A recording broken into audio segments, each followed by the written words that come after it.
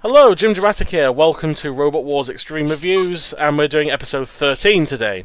It's been a while since I've uploaded, but oh well, what are you going to do? And joining me today are Anderson9132. Hello, ladies and gentlemen. And Tentijester. I'm snowed in, send help! I'm not sending any help for you in your Welsh, get used to it. Yeah, you should be used to snow in Wales. Down here in Southampton, this is a new thing for us. We had 1 millimetre and it was red alert. Oh god. Send in the salt. I mean, imagine what they do with 4 inches of the bloody stuff. Jesus Christ. Dun dun dun. But yes, this is an episode that seems to have relatively polarised. More so Anderson compared to me in a way. Me and Wayne think it's just kind of a middle of the road, mediocre episode. Anderson likes it a lot more. Not, but a few more points out of 10 more, I'd say. But that's what the discussion is for, and that's what opinions are for, of course. But we'll get into the battles, of course. The first one is the challenge belt, the rematch of the All Stars battle with Tornado and Chaos 2 fighting each other. This one was actually not a bad battle. Admittedly, I quite like this one. It's not the best. The best one is still the tag team. But oh yeah, that. It was kind of a shame, though, because Chaos 2... I mean, in Series 4, Chaos 2 had more of a chance against Tornado, but in Series 5 onwards... No. This is where you start seeing the evolution of Robot Wars, in my opinion. Like, Chaos 2 was once the unstoppable force, and here it's made to look like a pussy. It got owned here, and it's actually a fascinating battle, in my opinion, just because it shows the evolution of Robot Wars, like you just said. I mean, in Series 4, Tornado, from what we've seen in the battle anyway, was absolutely owned. And just to see that it completely switch around, not in just one battle, but 2 battles in Extreme alone, is just incredible. I mean, it just shows you how much robots were evolving and changing for the better, really. Yeah, it was a hell of a leap from their first match. 2 matches in a row, Tornado dominates like that. It was better this time, though, because at least Chaos Toe Slipper was working all the way through the battle, because in the last one, it got stuck open so many times that it had no chance of doing anything. This time... it worked, because it almost looked like it flipped over Shunt out the arena almost at one point. Oh, yeah. When I first watched that, seeing it nearly throw a guy out the arena, I was like, my axe! I was like, 7 or whatever. No. You reacted like that when you saw it today. Like, My balls hadn't dropped until I saw that. There we go. It was something very impressive there. Though they did get Shunt over the second time, though, and that was self-defense, though, because Shunt was hitting them, and then went, you know what, flip you over, you're done, get out of my safe space, and flip you over. And it lost drive on one side because of a combined attack of Dead Metal, and I think it was probably Tornado that ended up doing it, because that's what the side that broke where Tornado was hitting. Also, I guess there's something really surreal about seeing Chaos 2 being flipped on the arena floor flipper. Yeah, you don't see it often, do you? It feels wrong. It's like when Tornado broke down in its Mayhem qualifier. There's just something that just doesn't feel right about it. You don't see the all-star caliber robots flipped by the floor flipper at all, barely. Because Razor's never been flipped by it, Pussycat's never been flipped by it, I don't think Hypnodisc has. Razor was technically flipped, I think was flipped by it, but in the All-Star battle against Gemini, basically, I can't quote that, but the All-Star battle with Gemini, basically a lot of what happened in that battle, wasn't seen. There was actually a point where Gemini fired its flipper into Razor and caused its beak to break and caused hydraulic fluid to go everywhere. And I think there was also a moment where Razor drove over the floor flipper and it fired while it drove over it. So that's basically why everything after that point wasn't counted. And of course that was when Razor's hydraulic beak got broke. So yeah. Yeah, I mean, the actual battle itself was kind of just one-sided Tornado beating up Chaos 2 until it stuck on one side and then got flipped over. Was there anything else in this battle? I mean, it was at least a good battle, but it wasn't, absolutely spectacular. I mean, again, I sort of preferred the previous one because it was a bit more... it lasted longer than this one. Wait, quick question. You say that you like battles that are one-sided as long as the robot that is getting owned puts up a good fight. Would you say that this was one of those battles, or would you say this was a little bit too one-sided and not enough from the other side? I do count this match as a one-sided fight, and I do like for that reason, because Chaos 2 does put up a good fight. It's just, I like a lot more matches a lot better. It was very one-sided, and... oh yeah, don't get me wrong, I'm not saying it's a masterpiece. I'm not saying it's best battle ever, but for a one-sided... because as someone who doesn't like one-sided battles, I'm more of a close battle guy. As far as one-sided battles go, this is probably one of the more entertaining ones. Oh yeah, definitely. Yeah, it was a decent battle, even if it was a bit one-sided, but at least we got to see 2 good robots go against each other. The Mayhem, on the other hand, was basically just one robot beating up 2. I mean, I talk about good robots in the challenge belt, but then we have Velociraptor Comagetrix against Disco-O-Inferno. I would say that Disco-O-Inferno was in a 3-way battle, but it was really just 2 against... one robot fighting 2 robots, because... And it still won. Yeah, because Disco-Inferno didn't really have any challenge in this entire battle. I mean, Coming-Getrix got, after about 2 hits, was already immobilised, and Velociriptor, bless it tried. I mean, Velociriptor always tries, but it's still going to have that 5-0 win-to-loss ratio. It's never going to get one, but it was actually quite cool. And apart from the fact it was one-sided, I loved the fact that Velociriptor got ripped in half. That was funny. That was funny. And all the stuff falling out of it when it's in the arena flipper as well, just like bolts and everything falling out of it. I felt so bad for Velociriptor. Kind of a tragic end to the original Velociriptor. Yeah, I think it was a pretty good, well-aimed flip as well for it to hit the pit release button after being thrown while the floor flipper. Yeah, I love it when the floor flipper gets those really funny flips. Like that one time it almost flips out Genesis or something in the middleweight battle. It's just so close to the arena edge, but just doesn't get out. I mean, really, apart from the destruction, this was just Disco-Inferno owning 2 relatively okay robots. But How often does Disco-Inferno fail like hell in its first triple threat match against Major Tom and Shadow of fucking I have no idea. better against 2 better robots? And of course, the most tragic one, apart from the Napalm one, was in Series 7, where it gets grabbed by Tough as Nails and straight in the pit. I mean, there isn't that much to say about this fight, really, apart from the fact that Disco-Inferno was good. It's very much a case of the same thing as with Hypnodisc versus Wheelie Cheese and Moon 3. It's one-sided to hell, but at least he does a good job of it being one-sided, you know? Yeah, it's why I love the middleweight battle so much. Because again, all the robots apart from Typhoon aren't really that great, but it's the fact it just waltzes in and just kicks every robot's arse and just breaks Mammoth in the process and stuff. It's just so funny watching Mammoth trying to limp around. It's another case of a multi-robot match where there's clearly a dominant performer.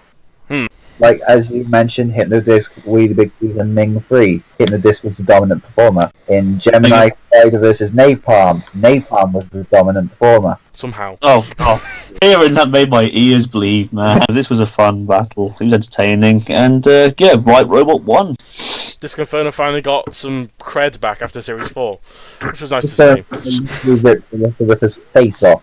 Yeah, that was kind of funny. It was almost like adverts for like strokes. One side was broken, one side was fixed. Yeah, it looked like it looked like Velociriptor had a stroke. I mean, no offense to anyone who has a stroke, but that's kind of how the way they advertised it. One half goes a bit numb. That's what it looked like. Speaking of having strokes, I think Refbot had a stroke because if you look at the replay of Velociriptor having his side ripped off, you can see Refbot's countdown timer says 67 on it. I don't know why it says 67 on it, but it says 67 on it. Well, back in the day, they were very generous with the countdown, apparently.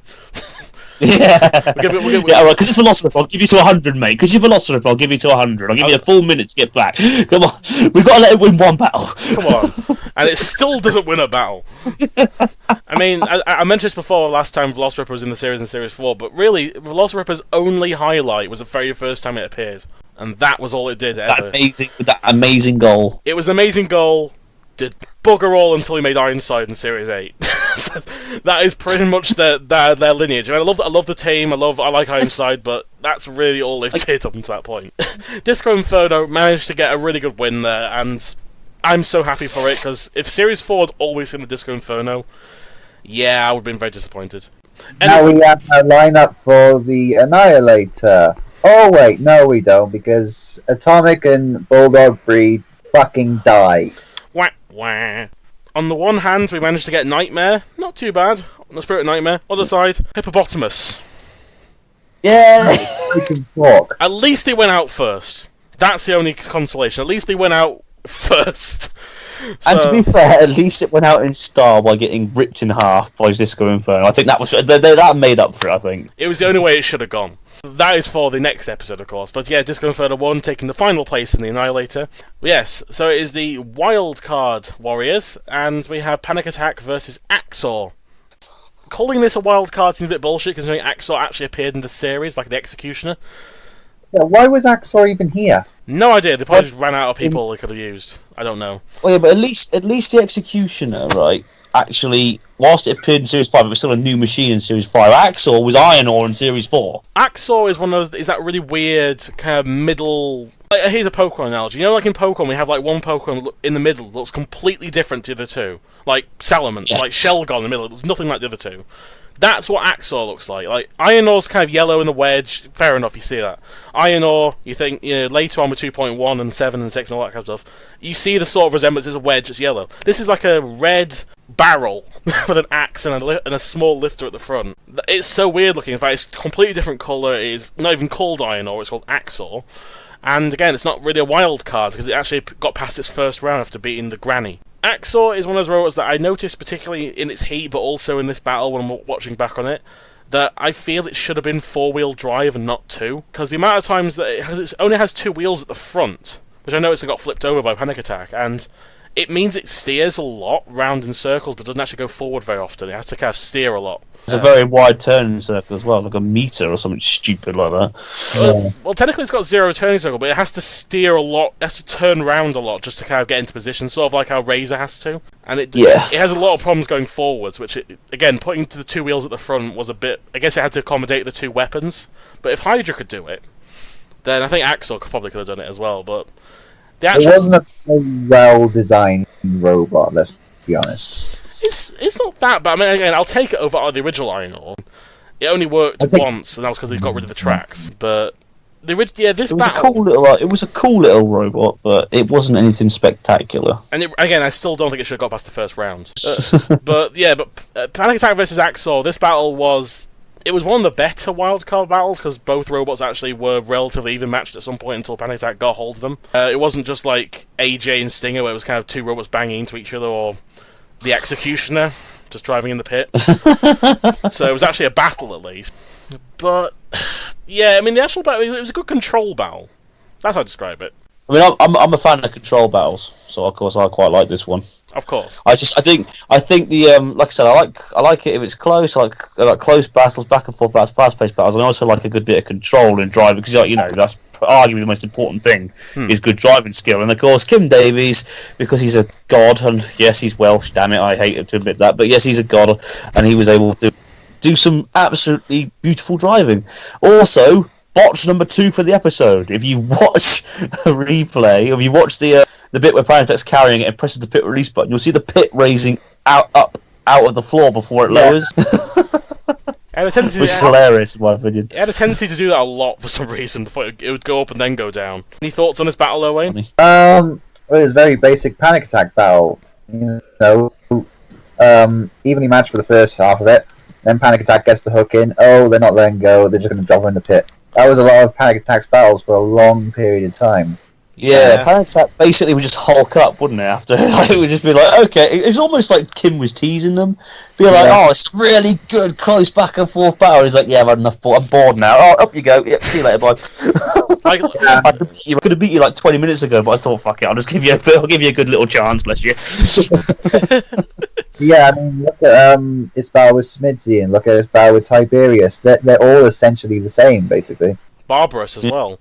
The only one that was in with my opinion was Cat 3 because that's only because it got stuck on it. It's effective strategy and it works. Yeah, it's a good strategy. I think why I like Panic Attack more than something maybe like before, like Tough as Nails, for example, is probably because I guess it's more down to the driving skill, not just grabbing it and that's it. Like, yeah. I mean, it's all about your technique. It's all about how you do it. But Panic Attack just has that driving skill added to it, particularly from Series 4 onwards. It was your kind of basic Panic Attack battle. Yeah, as you said, it was just control. It was even for the first half, picked up and then pit, and that was it. It wasn't bad. I mean, it was one of the better wildcard battles. Move on to the featherweight battle. Beefcake versus RC Warrior. This battle was really probably the most boring battle of the heat because it's just 2 robots running around. RC cars, and then there was one push from Beefcake, and then RC Warrior, right, I shit you not, drives over the pit, but it's because it's so low, it gets caught on the lip of the pit and dies. Beefcake hits the pit, so down it goes. I mean, the only highlight from this battle is the fact that Beefcake gets crushed by Sir Killalot, which was That was funny. It was great. Actually, there's a comment about one of the guys, Tommy Winkworth. That's a good name. Tommy Winkworth. He said apparently that the actual chassis for the robot, or the shell on top, was actually intact. Relatively intact. It was actually the only electronics that got destroyed. The actual metal bit wasn't crushed. Yeah, they found out that there wasn't too much damage. I mean, it was only like another day's worth of work that they had to do to fix it. It wasn't actually that severe after all. It's probably why they took it relatively well, because again, it's only a very small RC robot, and it took a day to make. So it's not like it's months and months of work you poured in just to get it destroyed. It's like, you know, it's a day's work. Metal shell on it. Yeah, pretty much. That's pretty much most. Wasn't that pretty much most featherweights in series like 1 and 2? Well, it's basically this series Demolisher. It wasn't until Series 6 when Extreme 2, when featherweights actually started becoming the killing machines that we know them as today. Yeah, including one of my favourites, ARG. Yeah, I love that name. That's the kind of name I would come up with if I had a small robot. But yeah, this battle, I mean, you could call it a battle. It's just two RC cars running around, hitting each other occasionally, and one breaks down after nothing. One thing that's really interesting to me, and I'll put this on the in this podcast. I shit you not, the RC Warrior Guys website is still up and active. I've been there. It's still it's still active. I'll get a screenshot of it and put it in the podcast just while you're seeing it now. I am the 5,915th visitor, and also to show you how old the website is, they haven't got any pictures of the heavyweight they were supposed to be making, but also there's a vote here section saying who do you think is going to win Series 5? I'm going to vote Hypnodisc because I want to troll the thing. And apparently most people thought Razor, apparently 48%. So I guess those guys were doing all right. Fair play to them. They weren't wrong. Yeah, they weren't wrong. Yeah, fair play to them. Also, fun fact: Beefcake is made by the same people who made the middleweight Zap. And it actually was more prominent than Zap ever was. I don't even remember seeing Zap in that battle. He got hit once and then died as off screen or something. That one with the box with a very shitty flipper on it. Yeah, the one with those chevrons. Yeah, Beefcake was much more memorable, and it actually did win. It actually won its category in 2001 in a live event. So their updated Beefcake 2 actually wasn't that bad.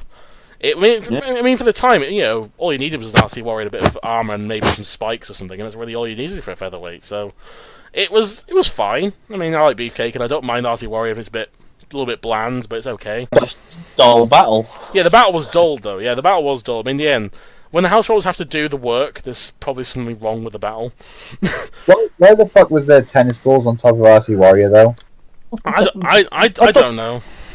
I thought they were a bit too small to be tennis. I thought they were ping pong balls. But I thought there was little kind of like furry balls you get like to put on the like arts and craft things. Those little kind of ones you put like eyes on and put like a little mascot or something. Oh yeah. Or ones yeah. That's right. They're tennis balls. Are they actually tennis balls? They're actually tennis balls. Oh wow. So how small are those tennis balls then? Or how big's RC Warrior? That's my question. Unless they make really tiny tennis balls, they must do. Apparently. But why then? I don't know why they need them. But it didn't help. It didn't help them. The tennis balls didn't help because the only other funny thing about this battle was the fact that RC Warrior probably had one of the funniest pittings ever. How it just it was just in the middle of the pit, and Shun pushes a thing and just goes down. It was eliminated from a TV show. It's like, you're out. That's all that happened to it. Yeah, the fight was kind of rubbish, but at least some of the extra stuff was kind of okay. And again, the fact the RC Warrior website exists is even funny to me. And of course, I have Diotoir and Pussycat versus Steel Avenger and Suicidal Tendencies. The wrong team won. You think so? Yes. Yeah, I would agree with that. Yeah. I think so as well, but I don't know. It's hard to kind of judge by the fact that really both the battles were going the same way, but one from each opposite side. So it's kind of, unless you saw the extra stuff, then I guess it's too hard. I mean, I can see why either of them would have won it, but I would have preferred seeing Steel Avenger and Suicidal Tendencies win it because Suicidal Tendencies was a lot more dominant than Diotoir was, I guess. Suicidal Tendencies and Pussycat were the only legal robots in that entire fight. They never tagged out. So Diotoir versus Steel Avenger shouldn't have counted for anything because they weren't the legal participants. It always happens in these battles. Like, they give up on the rules after like 2 seconds. I think, to be honest, I don't think the rules are actually meant to be taken seriously. I think the rules are there just for a joke. But that's the idea of it. That's the gimmick, is that they're meant to be broken. That it's just silly. It's like, that's the whole. I think that's just meant to be the whole idea of it. That's why they were broke so often and why nobody cared. It's like, for example, apparently it's against the rules for you to self-write your tag team partner. Is it? They never. Yeah, remember in the first Tag Team Terror, Firestorm fighting Scorpion several times, and Craig Charles said at the end, "You're not actually allowed to do that. Actually, I'm surprised they actually let you win." But obviously, they don't actually pick up on it because they don't give a shit. It's just there for the rules are there to be broken for comedy effect. No one cares really. I mean, it was just great. It was great to see Diotoir be dominant in the battle. It was also suicidal tendency to be dominant in a fight against Pussycat of all robots. That shocked me. There you go, Razor. That's how you do it.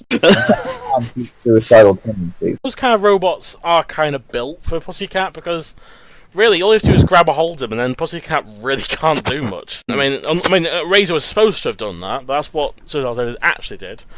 Take that, Razor fans. But Steel Avenger was definitely the worst performer. They just spent half the time on his back. And there's at one point where... And its self-righting mechanism was barely working as well. And there was a point where his axe was stuck in the plywood floor, so it couldn't even self-right at one point. And Diotoir kept pushing it constantly, so it was stuck on its side. The self-righters aren't working, the axe is stuck. And it's just like, well, meanwhile, you got Pussycat running away from Suicidal Tendencies, and Diotoir just kind of pinning the Steel Avenger down. It's one of the greatest... I just love how... You gotta love how John Reed, bless him, he was, not John Reed, John Willoughby, sorry, moron, was so confident. He was like, "Oh yeah, we're going to even the score." That was years ago, and he still got owned by Diotoir. It's like, how does that make you feel, John? Unlike most close battles, which are close because, you know, both teams are giving it their all, it's a case of, this is a bit more unique in the fact that one robot from each side was dominating the other robot from each side, and that's what made it so equal. It was a really good fight. I loved it. It's one of my favourite tag team battles, honestly. Because as you said, Anderson, the fact that it was very even in terms of who was fighting who. Because many times in the tag team battle, like for example, Scorpion and Firestorm as a pair, Scorpion spent most of the time getting beaten up, and Firestorm has spent either fighting stuff or self-righting its partner, and it never really feels fair. Like again, like when you have something like, well, hell, even Diotoir and the Morgue. Morgue doesn't do anything. It's Diotoir does anything.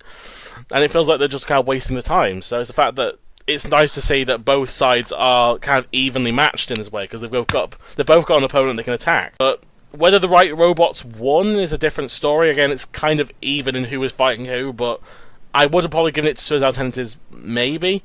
But I'm not like 100% sure. This might be like one I might suggest for a fight court in the future on Miss Psycho's channel, because it's interesting. It's the only occasion I can think of in a tag team where both sides are so equal that you kind of go, well, I don't know. I mean, Diotoir was dominant, but Suicidal Tendencies is also dominant, so... Well, I do stand by the statement that it should have only been Pussycat versus Suicidal Tendencies that mattered in the end. Yeah. It's all about technicalities if you care about the rules or not, really, which I don't think anyone does at this point. But as a result, Diotoir and Pussycat become champions. So, yeah, that was episode 13. For me, personally, I thought this episode, it had some good moments, and the Velociraptor getting destroyed. You had Beefcake getting destroyed. You had Chaos 2 losing, which was actually quite a good battle, and then you had the good tag team. But in terms of actual battles, I'm looking at them, 3 of them weren't that great, because one was a bit one-sided, one was just kind of a control battle up until halfway, and then the other one was just RC cars bumping into each other until one broke. And only 2 of them for me were like proper good battles, even though the Tornado one was a bit over one-sided. But it doesn't do that much for me this episode. It's not offensive. I'm not sat there going, I hate this episode. I didn't feel like I got nothing out of it, but I didn't get that much out of it. So for me, I'll give it a 5 out of 10. But I know, Anderson, you disagree with me. Yeah, well, I found the only battle I really didn't find entertaining was Beefcake versus RC Warrior, and even then it made up for it with the funny end.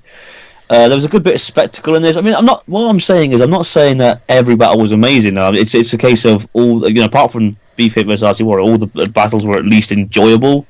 But again, at the same time, apart from the final, they were nothing really to write home about. So I'd probably say 7.5 out of 10. 7.5 out of 10 I'd probably go for. And you, Owain? I'd probably give it a 4.5 out of 10. Like, Ooh. First and last matches were really good, but the rest was just lacking, in my opinion. Fair enough. I mean, great. Fair enough. But Panic Attack and Axor, it was an underwhelming fight for me.